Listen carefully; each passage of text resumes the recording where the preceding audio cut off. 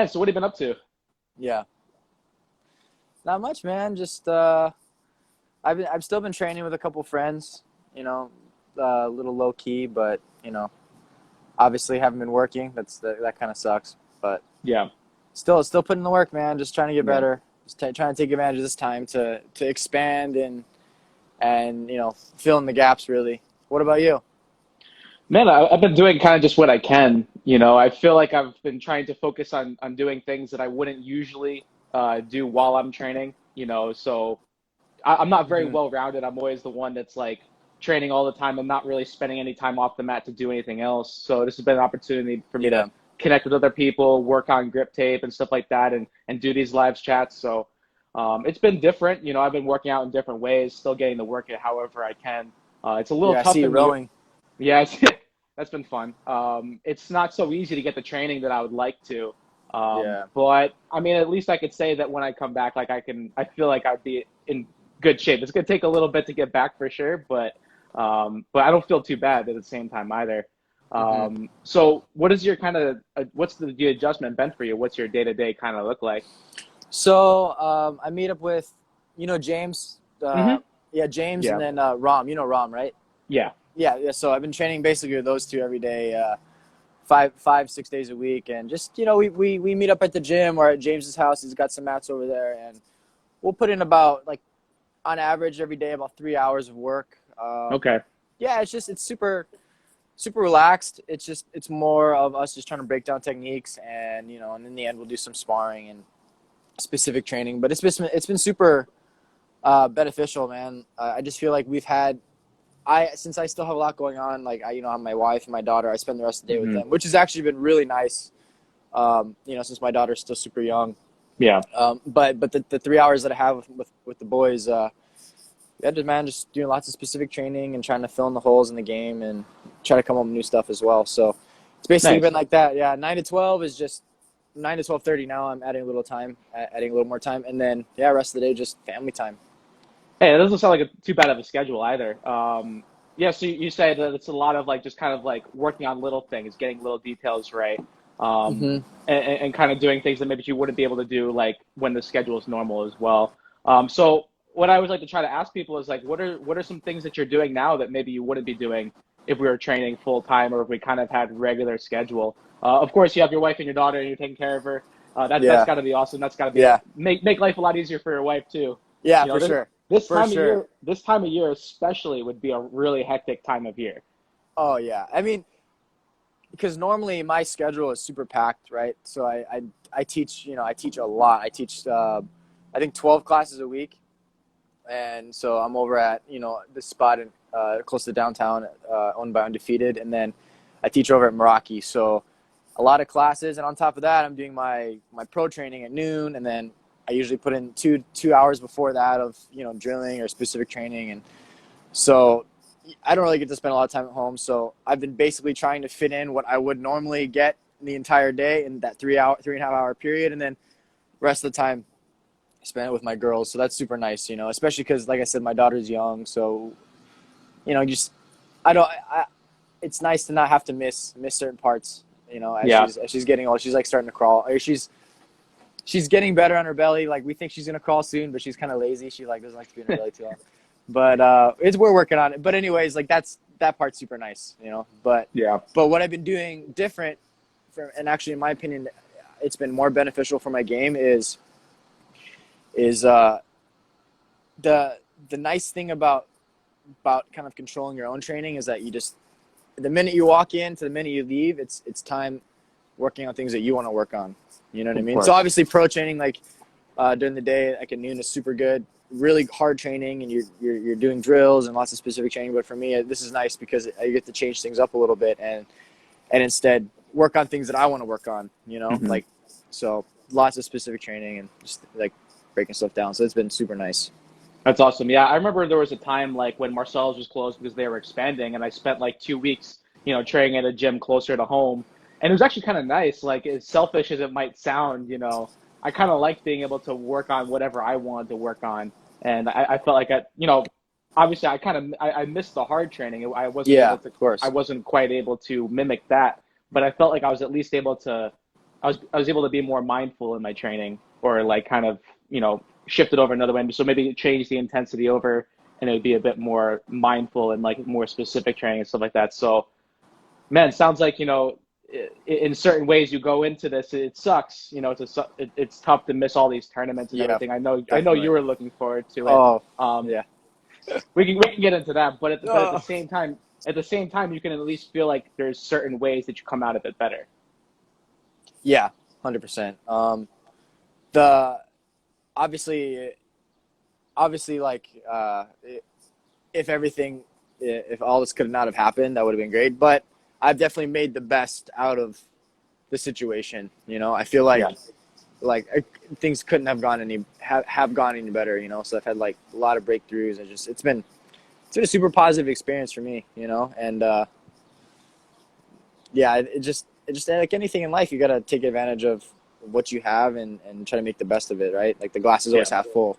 I know some Yeah. people, you and I we're very intense, and we have our goals. So, things like this, we're going to find ways to make it better. I know some people who don't see things the same way, for sure, that this is like a hard time for them because they're home watching Netflix. They're not like filling in the gaps, but for Yeah. people for people with good minds like us, and have like really strong have a strong positivity and good goals, like we're just finding ways to get better, so it just it just depends on how you look at the situation, really.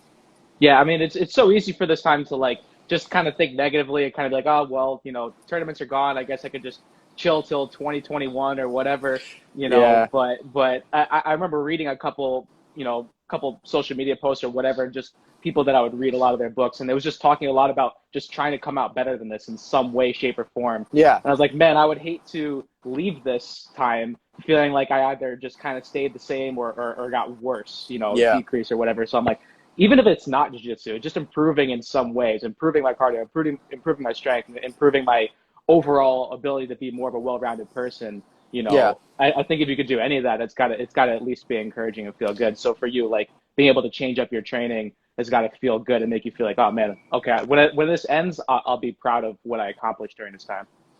Yeah, definitely. I remember in the beginning of all this, I bought like a Nintendo Switch, like I think earlier this year, and so the first couple of days I was playing my Nintendo Switch and just kind of hanging out, and then after a while after like a couple of days I started realizing, man, like because as a family man, I'm busy during the day, so it's like I come home and I'm not just like sitting on the couch or whatever. No, it's like I'm taking care of my daughter, I'm helping feed her, I'm helping clean around the house. So it's like until she goes to bed, I don't have any time for me. So then after once you went to bed, it was more for me. It was like, oh, now this time I got to use this time to get better. Like, so then I started studying, or like studying jiu-jitsu, or I started doing some stretches, or trying to use that time to get better instead of just using that time just to like, oh, I'm just going to sit around and do nothing and play my video game. So I haven't really had a chance to play my Nintendo since this is all started, but Yeah, I so mean, yeah, I hear you. I've definitely had those days where like some days I've been like, shit, I don't know what to do,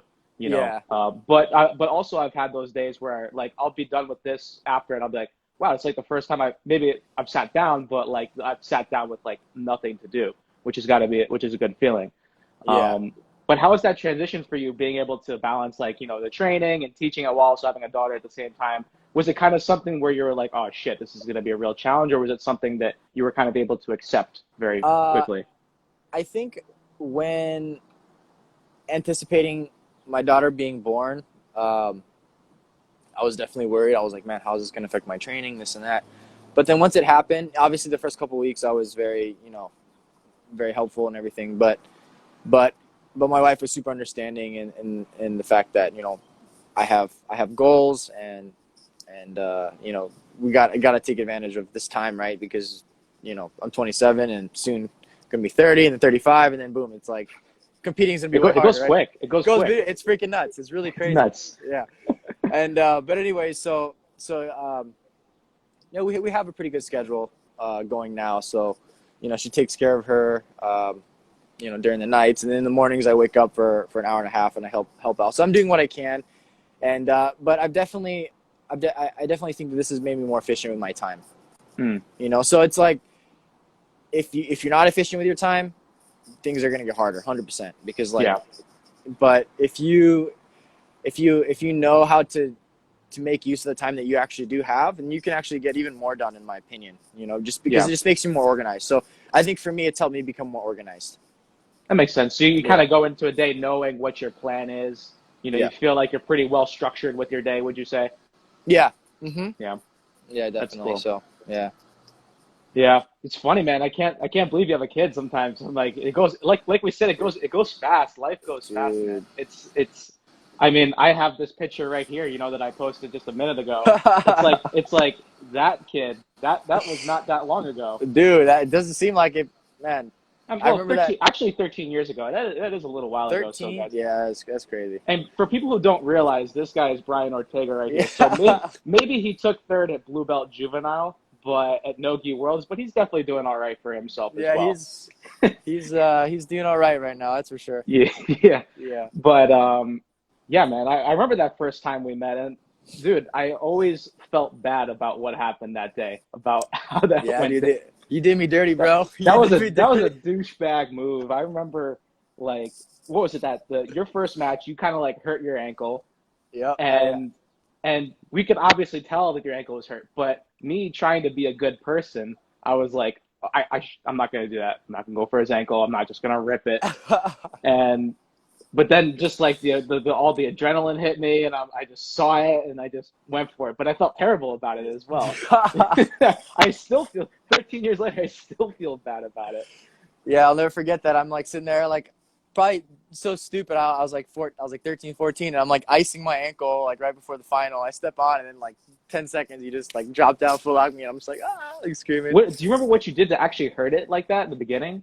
I I don't mean, think remember. about the think about the toe holds that we get put in now, Yeah, that we just poker face it. yeah. And I don't know, man. When I was younger, like a younger teenager, I got injured so easily. I don't know why, but I'm pretty sure I popped it like going for a triangle.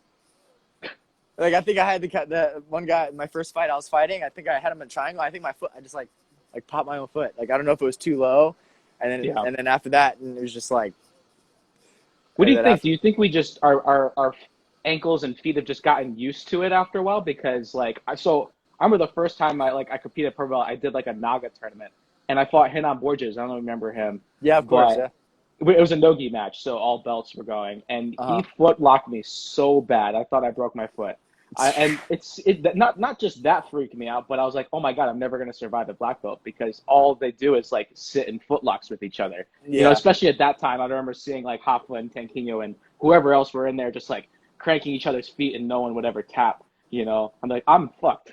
That's yeah, it. yeah, dude. I don't know what it is. I don't know if it's just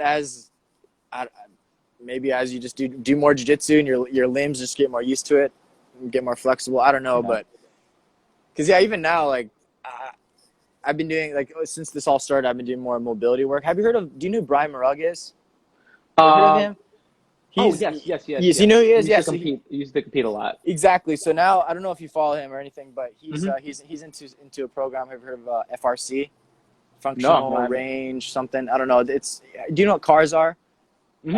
Yeah, so like doing a lot of cars and mobility work, pails and rails and things like that. So like since it's all started, I've been working on my mobility, like in my ankles, my dorsiflexion, my hips. He's giving me like workouts every week, and the dorsiflexion one, I definitely see like a big difference in my ankles. And someone tried to foot lock me the other day, and my foot was like totally straight, and but I mean I didn't really feel anything, and it was super tight, and I was like, man, like I don't know if I would have been able to hold on this long if this was like a couple months prior. So I mean, maybe just through doing more jiu-jitsu, your mobility probably gets better. I'm sure your joints get used to being in different positions. But when you're I don't young, know. it's like I don't know. I don't know. I feel like you just become more tolerant after a while. So, what? How do you find certain things? Like, I notice you're very thoughtful about what you do in your training. I feel Uh like, at least from what I see from the outside, your strength conditioning programs are really well thought out, and it's huh. always like got a good plan behind it. What made you think of wanting to get into working on your mobility more? Is it just something you noticed, or is it like, um, tell me how you got Uh, into that? I think Mikey actually really got me interested in that because you see how deep his squat is and his dorsiflexion, his daily heave is super tight. So is And that's not natural for him? He had to work on no, that. no, no, no, no. I think that's very natural for him. I think Okay. just because when you're a kid, when you're a baby, you actually have that mobility, and then as you get older, like you're going to school, you're sitting a lot, and you start to lose that mobility over time. And I'm guessing he's been doing jiu-jitsu since he's 3, so he's probably been squatting and just doing all that. So I just think he never lost it. Yeah. But seeing the mobility that he has in that squat and De La Hiva, man, I think that motivated me because my squat's okay now, but before it was like I could barely do it. And Yeah. so just being able to do that is a total advantage, especially for like the style that I'm trying to implement in my game now, is where I'm doing a lot of footwork and I'm driving forward and I'm pulling myself in, and I just know that like having good dorsiflexion would just give you more of an advantage to kind of like drive in and like put more pressure, you know. And hips as well. I've Nice. been doing a lot of hip mobility, and you see like the meows, they just freaking throw those lassos like nothing, Yeah. Man, dude. Oh, that comes in handy, especially in like divisions like ours where like gaps are just so small that you can like kind of close those gaps, be able to have a little bit more flexibility in certain areas. That just hmm makes a huge difference, right? yeah, exactly. So just little things like that I've been working on, and I've been doing it I think for a little over a month now, and I feel a difference. I feel a huge difference. Yeah. Just You yeah, kind just of go ahead. no, no. I'm just saying, yeah. I just feel like I feel a difference already when I'm like playing guard and stuff, like my hips and so Hmm. super nice. So you kind of go through like different phases of like those workouts, or do you obviously it's hard to like compile them on. So it's just like, okay, at this time I work more on my mobility. At this time maybe I work on strength. When would you usually switch them up? Is there like a certain time, or is it just based on feel or whatever competition is usually coming up? Yeah, so mobility, like I said, is a newer thing. So I'm gonna try and just keep that routine, going Hmm. every day. But so usually what I try to do with my coach, what I did for Europeans was I think we started working I think 2 months or 2.5 months ahead of Europeans, and then we had like 3 phases. The first phase was just like strength, pure strength, and then the second phase was like more explosive and power and cardio, and then towards the end was just basically cardio and explosive cardio. So I Hmm. went through those 3 phases, and like the end would be the peak phase. So that's kind of how the routine goes. And then when there's no competitions going on, I normally just do a more strength like deadlifts and stuff like that, and then I'll still try to row every now and then just to kind of keep the cardio going. And maybe instead of doing like 3 times a week, maybe I'll do once, twice if I can. Yeah. Yeah. Curious, what is your row time? What do you usually get? Because I saw Lovato post something where he's getting like 8,000 meters in like 30 minutes. That was like an Oh, average of oh, that was like oh, wow. 152 or 153 per like 500 meters. Yeah. Joel, what's up, Joel? I Um, What do you usually do? I'm curious. so I always do a 5,000 meter row, and I just try to do it as fast as I can. Now, what was my time the other day? It was 1951. So I'm still getting back into it. It's not my best time, but in 5,000 meters, I did 1951, and then before Europeans, I was getting like 1930, something like Oh, that. damn. Nice. 1930, yeah, but that's, I mean, you know how hard that is, dude. That's freaking so hard. Yeah, yeah, yeah. Dude, rowing sucks, dude.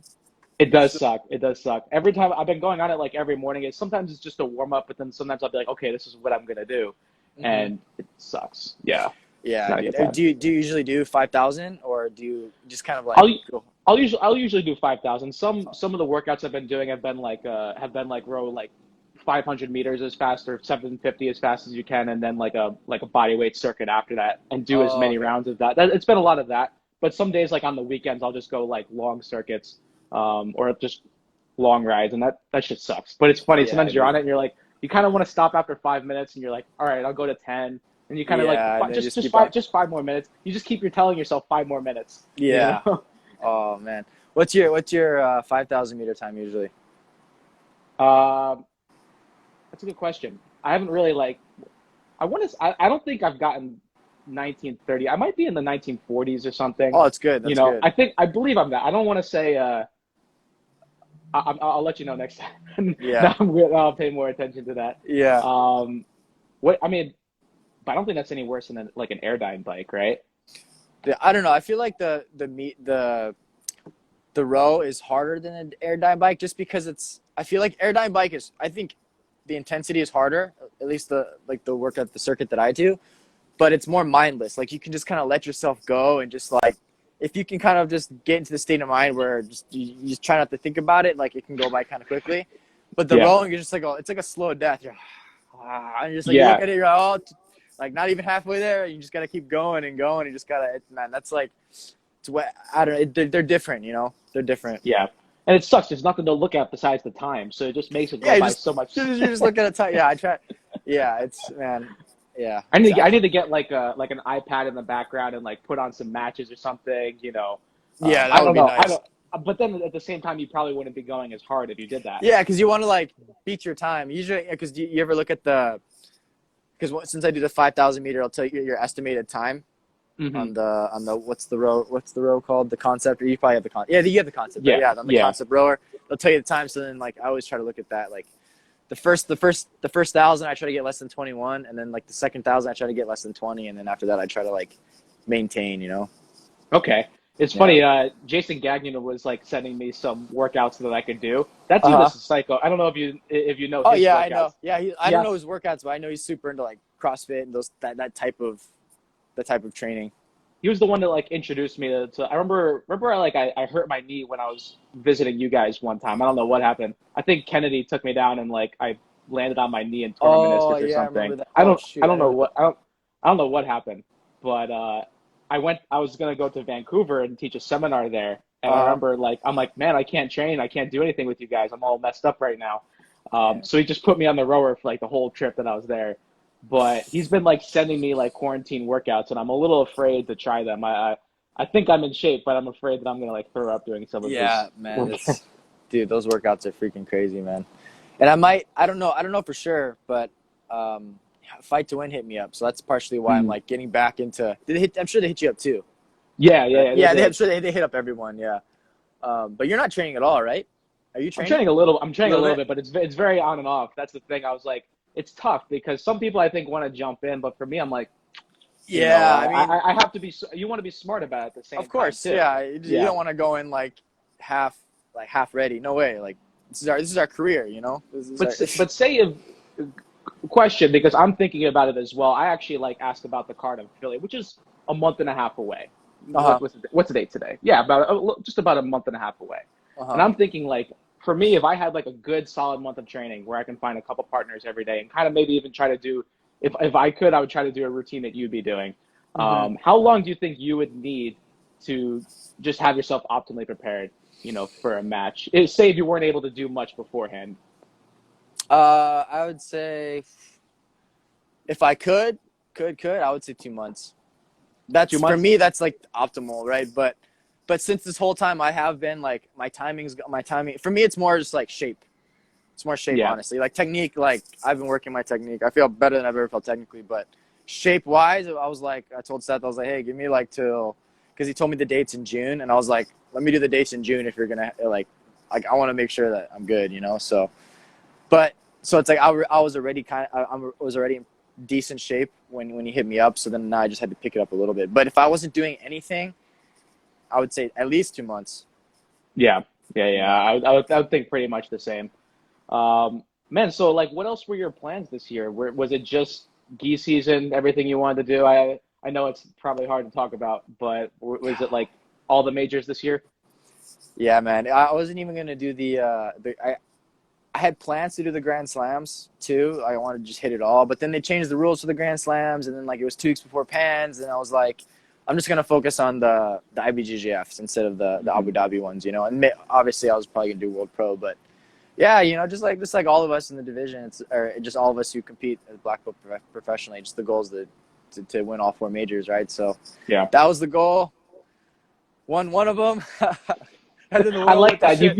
You posted that. You're like, well, I got the one. I was like, that's awesome. You Yeah, got the you know, one. hey, you know, like what go out on top, I guess, you You what? know. Number one featherweight. Take it. Yeah, That's it. yeah. It's That like, they should just translate that into worlds. They should just yeah, be like, well, that was the worlds for the year. yeah, exactly.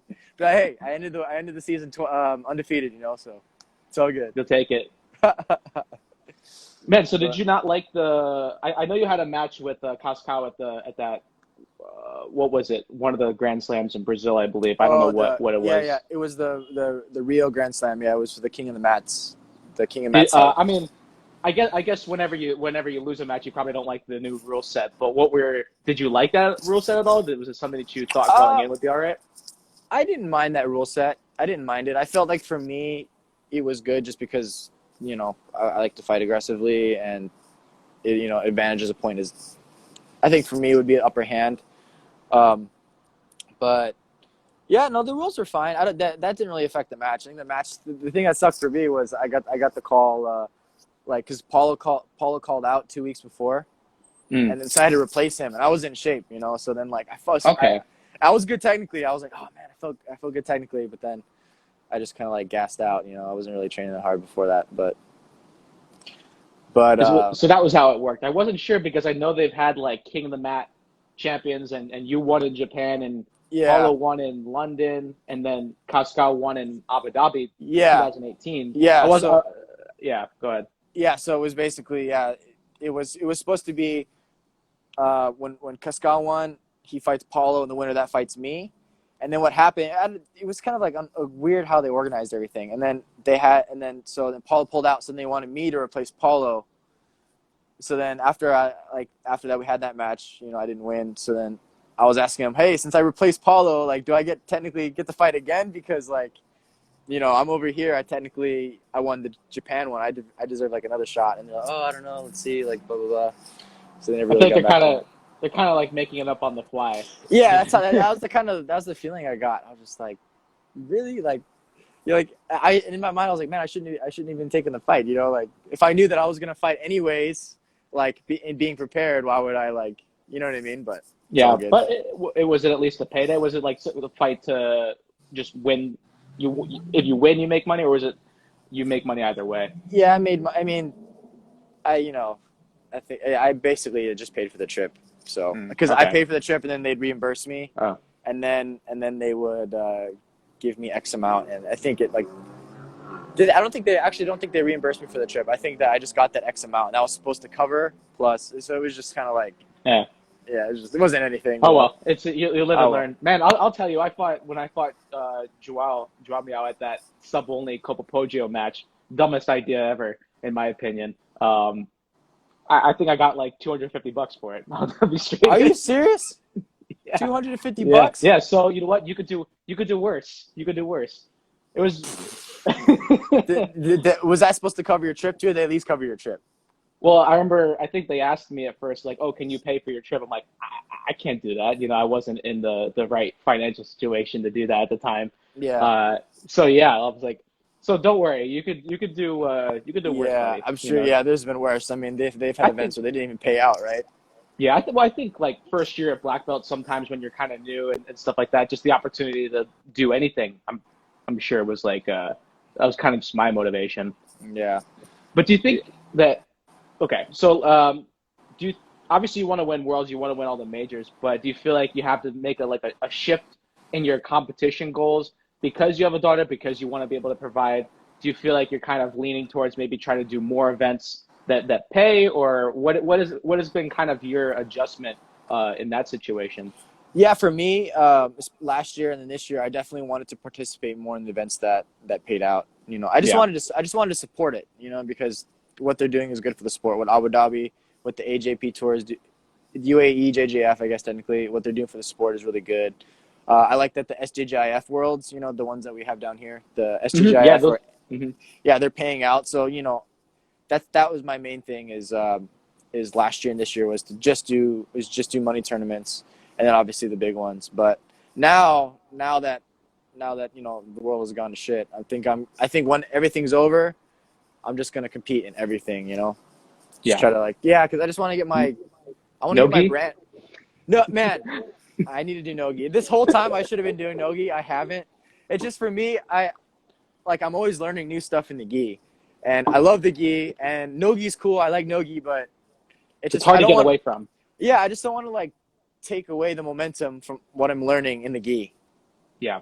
It's just it's like I feel like I'm onto something here. Like something's good, everything's going good, and then do I want to pause that and go to nogi? So I just Hmm. like so at the same time I'm not really sure. But I definitely want to do ADCC in the future, and I feel like my style would translate over well for nogi, especially with like the footlocks and then the passing. So I don't know. I just need to do it. I just need to get, dude. The last time I did a no-gi tournament was that one that was that picture That that that you, was it. That was yeah, it, right? two I thousand. retired you. Yeah, and you retired me, bro. Last. That's funny. Yeah, yeah. You know what? I do feel like so when you're at Cobrinius, you're probably never training nogi. It's not even like a thing, right? It's not like a Yeah, once a week thing. no, because no-gi's at nighttime, Okay. and I'm teaching at night, so Okay. yeah, my only time to train there is at noon. Really, it's the only time I have. This has got to be nice also as well. Like for me, I had to change my schedule because I couldn't stand training at night anymore. I started training like super early in the morning at Marcelo's and then in the afternoon, and then kind of just wanted to be free for the rest of the day a little bit or be able to work out later. This Yeah, time must be kind of nice. You're like home at a good hour. yeah, yeah, It's a nice feeling, right? You can. I mean, you have a daughter, so it's not always easy to sleep, but I'm sure you're getting to sleep at a more reasonable hour. yeah. There's something about training at night, especially as you get older. Like, I'm sure you probably noticed this too in our earlier 20s. It's like you could train all day, you could train all night, Mm. feel good, wake up the next day. And then now it's kind of like, man, when you're training at night, you kind of wake up the next day, you feel kind of like hungover. You're like, oh, like, you know what I Yeah, mean? yeah, It's just like yeah. those days, by the time it's Wednesday, you're just like, oh, do I really have to train at night? So it's definitely nice getting it done, like early. And you have the rest of the day to enjoy, you know? Yeah. You have the rest of the day. And it's just like, and for me, it's even training at noon sometimes is hard because, over at Corbini's, you train at noon, it goes to like 2:30, and then you're showering, you're talking a little bit on the mats, and then you go home. Next thing you know, it's like 4, and then it's like if it's in the winter time, it's like 5:30. It's already dark out. You're like, where'd my day go? You know? Yeah, I know. No, So that's why I had to like develop the routine or I used to be able to come home and I would hang out, but it'd be so hard to leave to go back because like you said, like 4:30, 5 o'clock, 5:30, it's dark out. And that's the time I'd be leaving. I'm like, man, I don't want to go now. This is depressing. yeah, Right. And at least for you yeah, guys it's not cold, so you can't complain, man. yeah. I know. It's Yeah, freezing over here. is it still cold right now? No, no, no, it's good. I mean, well, what do you consider the 50s? Oh, that's cold, bro. That's cold. For me, What's it's it like for cold. you? Under 70 is cold, dude. Under 70 is Yeah. cold. I was even on the row machine outside today. It was in the 50s. I was like, The oh, this is 50s? great. Dude, The that's sun was crazy. out. It was great. Yeah. Dude, I remember when I was in New York this summer, or last summer technically in July. Dude, remember that heat wave in I July? mean, which one? I feel. Yeah, right. You were preparing for Oh, ADCC. You remember that yes, around that yes. time? Yeah, I do remember. Dude, Yeah. so like I was there. I spent a week there. I taught. I Gabe. What's it? Gabriel Marti. Hmm. Yeah. So, uh, I was like hanging out and staying at his gym or staying at his house, close to the gym, and then so during the day I would like train with him, and then I would go around New York with Lauda, my wife, because yeah, Marti, yeah. Um, anyway, she was super pregnant at the time, dude, and just that heat wave was so gnarly. Like going in the train station, and and just like waiting for the train and getting on, dude. It used to be so hot walking around New York. It was just, dude, it was a mess. And I remember like we get back to the apartment and there wasn't AC, Oh God. and dude, it was so bad. And literally, I would like take a cold shower. I would step out and from going from the cold shower to the bedroom, I'd already be sweating again. It was just Yeah, like it's so, gross. dude, it was You so always hot. so you don't get that out in California. It's like it's hot out there, but it's like more dry heat. It's more So dry it's heat, yeah. yeah, dude. I remember some nights. Like Peru, yeah. No, sorry, I just read one of the comments. Yeah, Peru is Okay, like, yeah, yeah, yeah. yeah, hot.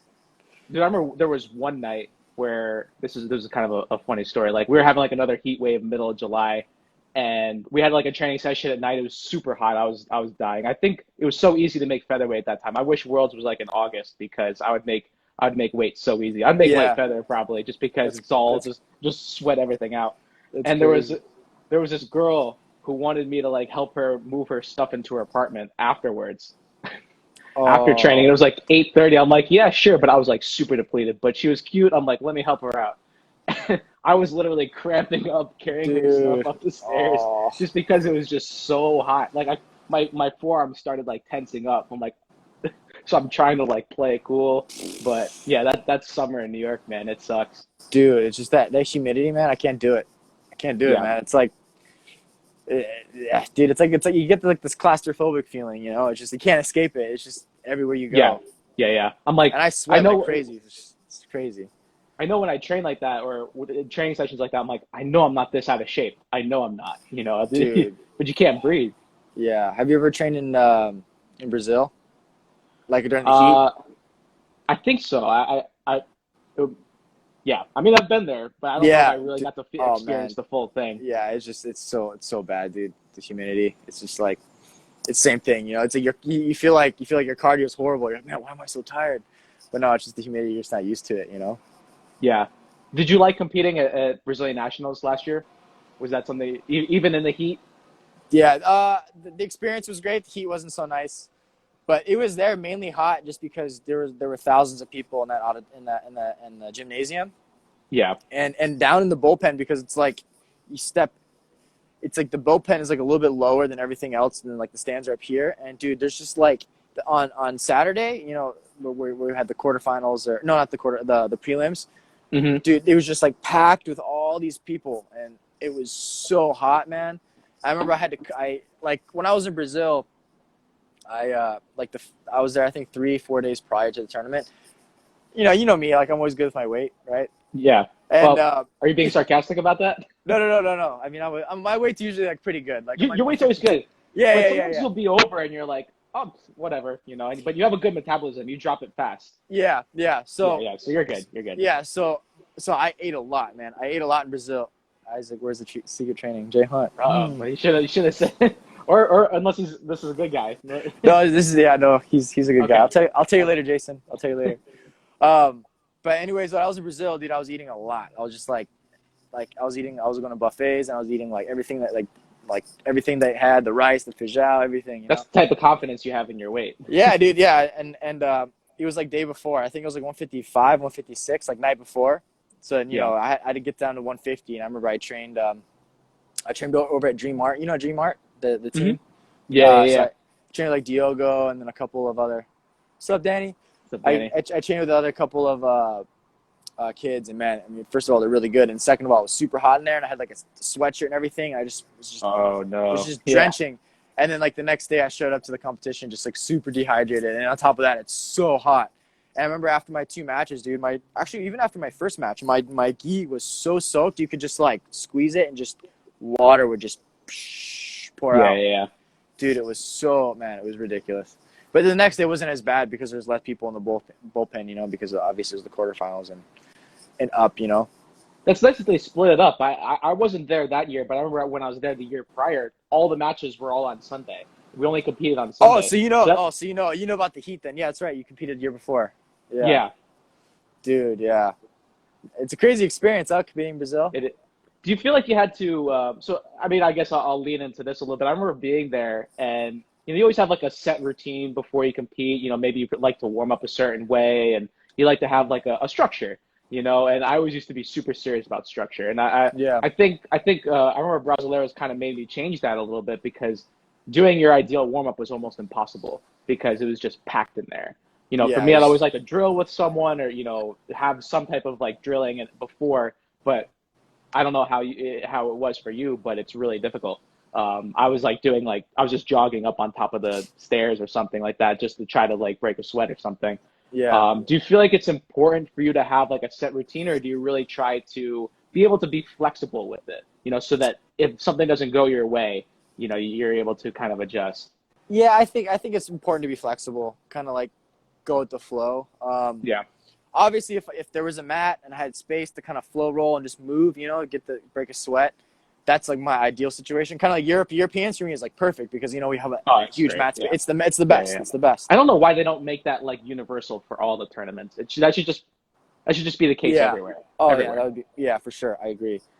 But if not, I mean, I'll yeah, I think it's important to go with the flow. Just like in competition, right? Like this mindset that I have, and I know you have this too, and that's when you're competing, you can't go into the match expecting like to pull off a specific position. You have to go in there like ready, basically expecting to fail, so that when something's thrown at you, you have the ability to like think clearly and improvise. So that's Hmm. one. Yeah, because for me, I used to be like, oh, well, when I compete, oh, like I'm gonna get this position, I want to do this, I'm gonna do that, and then I go in the match, and then my position wouldn't be working, and I'd be like, man, what's going on? And then now it's like I'm not thinking about what's happening in the moment. I'm not in flow state. I'm more in this like mindset where, oh, dude, like what like I wasn't expecting this. Now you're kind of in a panic. I'm sure you know that feeling. Like I understand. it comes back every now and then, and then so then the last couple of years I've had that mindset where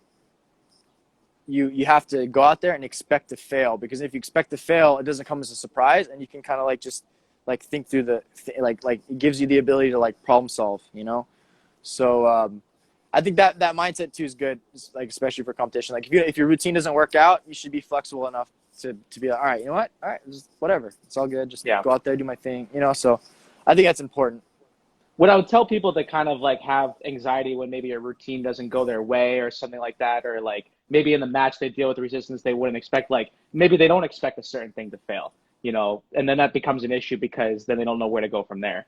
Exactly. For me, what I would try to do is, I remember like I would try to like not only like you want to visualize, you probably do like you sit and you give yourself time to think out the tournament, think about how you want the match to play out, think of Uh-huh. different scenarios, but also it's I think it's important sometimes to visualize scenarios of you like kind of dealing with resistance properly and being able to properly adjust need be. If you just visualize it going from A to Z exactly the way you want in a match, that's not going to happen, Yeah. especially at the highest level. So you need to know how to like we say before a match, be adjustable, be flexible, but also mid Yeah. match be able to kind of know how to deal with some turbulence along the way. Yeah, because nothing's worse than like tunnel visioning.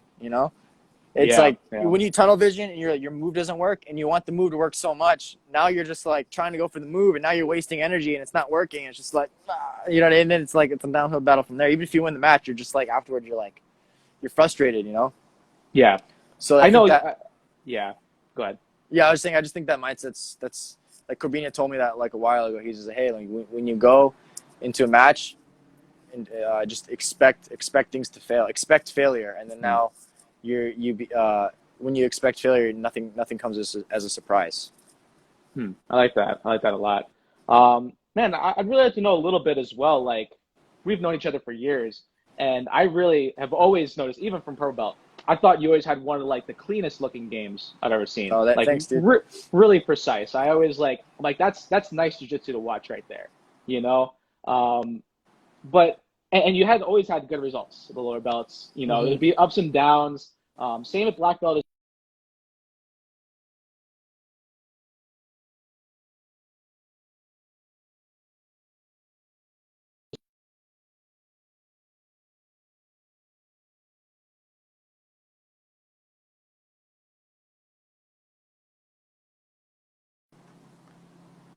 It totally froze. Yeah, you're back. Yeah, it totally just like got all Oh crazy. man, this hasn't happened with me yet. This is the first time. I'm gonna have to work on this. Let me know if you can't see me. It's all, yeah, no, it's all Um, good now. It's all good now. cool.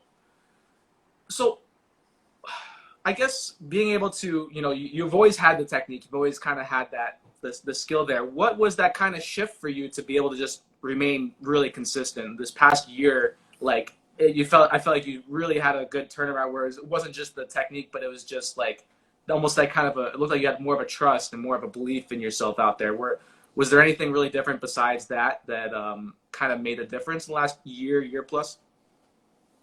It was a couple things. It was a mindset shift, and then I think also I had a couple of breakthroughs technically that just gave me a better understanding. I feel like of the game.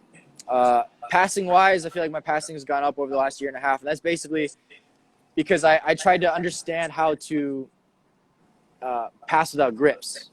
Hmm. So then I didn't need to know. I didn't need to be in a very specific scenario to understand what's going on. Like I could see things from like the outside and know like where I needed to be. You know what I mean? So that helped me kind of improvise more and trust my movement on top, and just kind of like let things move more freely. You know what I'm saying? Yeah.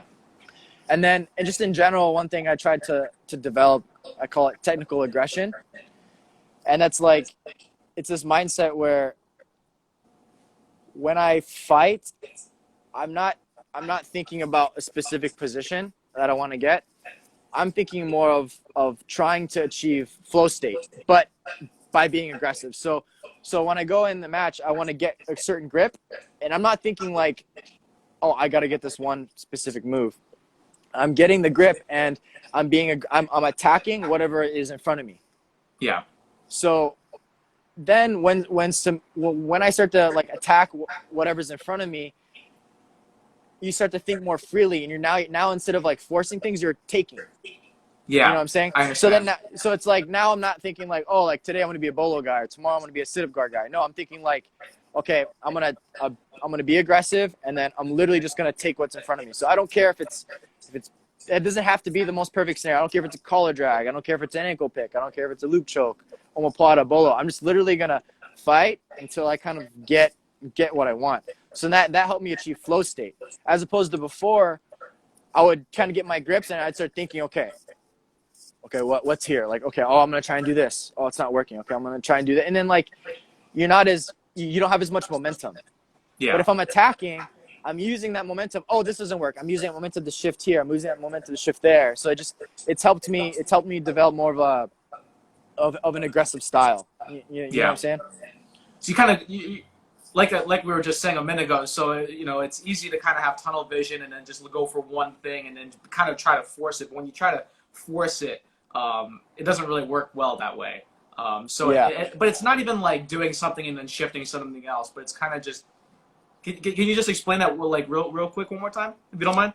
Yeah. So basically, it's just you basically have more of an open mindset in terms of just attacking what's there. And us as black belts, we know a lot of positions, right? Like we know how to scissor sweep, we know how to like omoplata, things like that. So instead of me being in a scenario and saying, oh, I have to find my way to get to this position, I have to find my way to get to that position, whatever position I'm in, I'm going for something. Mm-hmm. And so I think just throughout the years of training and having like a broad knowledge of techniques, it kind of helped me put all the techniques together, that mindset. You know what I'm saying? As opposed to like, opposed to just going through a phase where you're just like, you're berimboloing everyone and then just like, oh yeah, like I'm going to try and berimbolo, and then it doesn't work. You know what I mean? So it's more of just like, of taking literally whatever's in front of me and not forcing it. Yeah. And kind of almost like using their momentum against them, whatever they're trying to do, kind of being able to just kind of use that in your favor. Exactly. And then the good part about this mindset is it forces almost like a negative mindset on your opponent, because now they're being overwhelmed, right? Mm-hmm. So like you're shooting everything at them, and now they're like, and then if I try to score first, if I try to pass, and then now their mindset goes from and attacking to like, oh, like I need to hold this guy, I got to slow him down, and that's what I want. I want the person to start hesitating so that I can just kind of like get my momentum going. So for me, it's more about momentum. Yeah. For me, I always like, and kind of adding on to that as well, maybe you would agree. I always try to tell people that like you want to try to set the pace in the match early on. Yeah. And it sounds like that's kind of it as well. So even if you're not scoring, even if you're not taking that lead, you're kind of putting it in their mind like, oh man, this guy's like really staying active. He's being really aggressive. Yeah. If you kind of let them get comfortable in the beginning, then they can kind of like they build more confidence that like maybe they're in their position, maybe they have the grips that they like, maybe they're not getting tired super easily, you know. But if you kind of put that pace on them, even if you don't score, even if it stays even for however long, you just kind of get this sense that, it's instead of it being a 50-50 battle, it's more like 60-40 or 70-30, just because you're the one that's kind of pushing that pace more. Exactly. And I think everyone starts off the match with kind of like a similar mindset, and then it's going to be who can win that like mental battle. Yeah. Who's going to be at when there's 3-4 minutes left, who's going to be the one with like the positive mindset that's like, oh, I'm winning, I'm coming. Because then it's like both people start not scared, but they kind of start off like this, and then one person's going to have to like be like, oh, I'm the bigger man, and make the person either like come back or like kind of go into the shell. You know what I'm saying? Mm-hmm. What do you think it really took for you to kind of have that breakthrough with that? Because I always felt like you were good with that, but was it just more of a trust in that system, or I think so. Or was it just being persistent, or I think it was just a mindset change in terms of, like I said, like before I used to like specialize in things, right? Like kind of like I was explaining, like one day I'd go through phases where I was a bolo guy, I'd go through phases where I was a spider guard guy, and this and that. and now it's like I don't choose what I'm doing anymore. I'm just doing. Okay. You know what I'm saying? So then that gets you more into that like open mindset of just like, you, instead of seeing this, you see this. You see the big picture. You have way more options around you, yeah. And then through like years of training and being specialists in like all these different areas, I kind of found a way to put it all together, as opposed to just like, oh, I'm going to be doing this thing, I'm going to be doing that thing. You know what I'm saying? So for me, it was just kind of like just putting all the pieces of the puzzle together and just like, all right, like let's like let it all go, you know? So would you say, I mean, in that case, when you have your techniques, you're working on specific things, but when you're training, like just regular live training, you don't really have a specific goal at that point. You just try to kind of keep it open at that point, or in training, do you still try to keep a specific goal in mind? So it really depends on where I'm at, right? So if there's a competition, I'm trying to, if there's a competition that's 3 weeks away, 3 weeks, I usually like really focus on just being the best I can competitive wise. Okay. But when there's no competitions in sight, I'm just trying to get better. Like I try not to win. I don't think too much about winning my roles. I think more about, for me, winning is achieving like a technique that I'm trying to get to. You know what I mean? Like getting like, let's say I'm working on De La Hiva and I'm trying to work bows or whatever. You know, for me that's a win. I'm not really like too concerned about like all the other things in between. You know? Nice. Man, yeah, like I said, I noticed a huge difference last year, and thanks, man. I mean, we have a couple minutes here. What do you think was like the most satisfying moment that year? I mean, I can imagine it'd probably be Brasileiros, but yeah. but care to answer the obvious question? Yeah, definitely Brasileiros, man. Just beating Paulo Miao. Man, that was like, dude. I mean, you know what that feeling's like. You did it You did it in 2018 at Grand Slam. Actually, you did it twice. You did it like back-to-back weekends or something, right? You know what? It's almost like I mean, we have to appreciate him. You know, we have to have a lot of appreciation for him, because I feel like there's certain people that if we didn't have them to work towards, you know, not that we ever train for like one person. We train to get better and train to, you know, for certain results, not necessarily one person, but having those people as well, like, you know, because of him and because, you know, both of us were forced to get better in certain ways. Yeah, dude. You know? Yeah, because I mean, Paulo's a savage, man. Like the first like 4-5 fights with him, we're brutal. I mean, you were there. I remember you saw my first time I fought him in New York. You know, he passed my guard. Yeah. Yeah, yeah, man. Throughout the years, watching him, studying him, and then fighting him, I think the biggest thing for me that really like took me to the next level was last March when I fought him in London. I fought him on Saturday in the Grand Slam once, and then I fought him twice on Sunday in the King of the Mats. Yeah. And we had some super, like, I don't know if you saw them, but they were super. Yeah, they're like really close matches, and I mean, and some of them maybe were even. I mean, they were controversial in my eyes, but I'm obviously biased. But I think those matches really like showed me what I was capable of and gave me the confidence to just keep on going, you know? Yeah. And then that's why, you know, when I fought him in World Pro and then the last time, which was in Brazilian Nationals, it just really gave me a good understanding of his game and gave me the confidence to really just go for it. As opposed to before, I'd think more like holding him, but then after a while, I was like, no, I can beat this guy. I just have to go, you know? You kind of have a certain point where you kind of have to stop thinking about what they're doing. I think for me, it sounds like the same thing for you with him. Like, I always think, oh man, when's he gonna, you know, start enforcing his game? When's he start working the lapels or the berimbau, whatever, you know, he's looking for.